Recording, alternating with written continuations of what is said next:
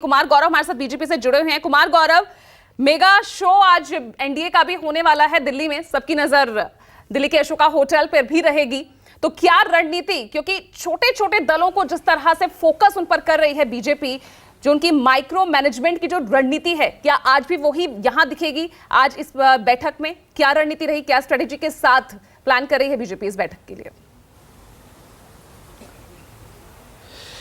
देखिए पूजा, विपक्ष की एक तरफ बैठक है और वहीं कहीं ना कहीं उसका रंग फीका हो, इसके लिए इस बैठक को आप उस नज़र से भी देख सकती हैं कि एनडीए की आज बैठक हो रही है। विपक्ष की पूर्व निर्धारित बैठक थी, बीजेपी ने 6 तारीख को इस बैठक का प्लान किया था, उसके बाद से सहयोगियों को जोड़ने की बात हो रही थी और उसके बाद आज ये शाम में 5 बजे से दिल्ली के अशोका होटल में ये बैठक शुरू होगी।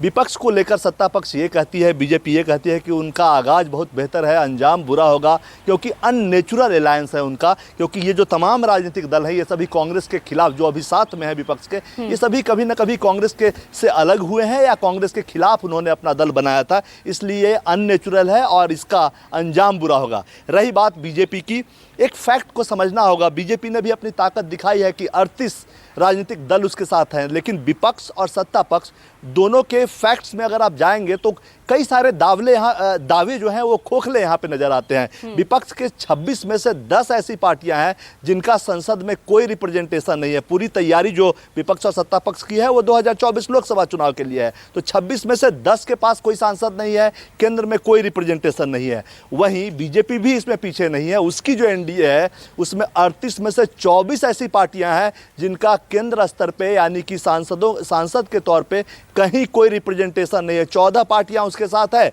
जिसका केंद्र में रिप्रेजेंटेशन है। बीजेपी बड़ी पार्टी है, इसमें कोई दो राय नहीं है। तो ये एक आंकड़ा है जो दिखाता है कि कैसे बेचैनी है लोगों को अपने साथ जोड़ने की। दूसरी बात, 8 ऐसी पार्टियां हैं संसद में जिनके 47 सांसद हैं जो अभी किसी के साथ नहीं है।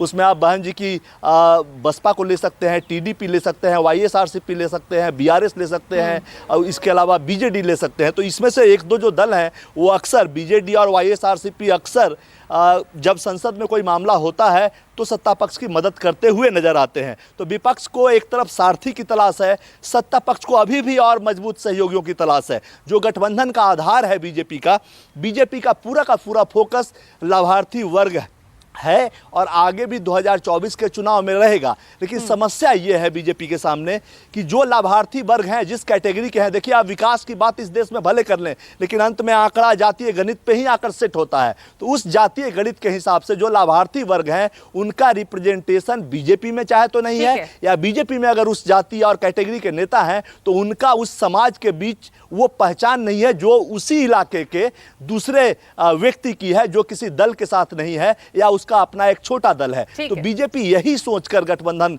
कर रही है। छोटे छोटे दलों से, राजभर हो, निषाद हो, या जितने भी बिल्कुल छोटे छोटे दल आप देखेंगे उनके साथ है। दक्षिण की बहुत छोटी छोटी पार्टियां उनके साथ है। महाराष्ट्र की 3-4 बिल्कुल रीजनल पार्टी जिनका विधायक भी नहीं है वो भी उनके साथ है। तो उसके पीछे की मंशा ये है कि जो लाभार्थी वर्ग है उनको रणनीति को लेकर किस तरह से जोड़ने वाला कोई मिले, क्योंकि और आगे तोड़ने में 9 साल में पूरा प्रयास किया कि उसके लोग जमीन पर जाएं और वहां जाकर लोगों को जोड़े। तो ये एक प्रयास है।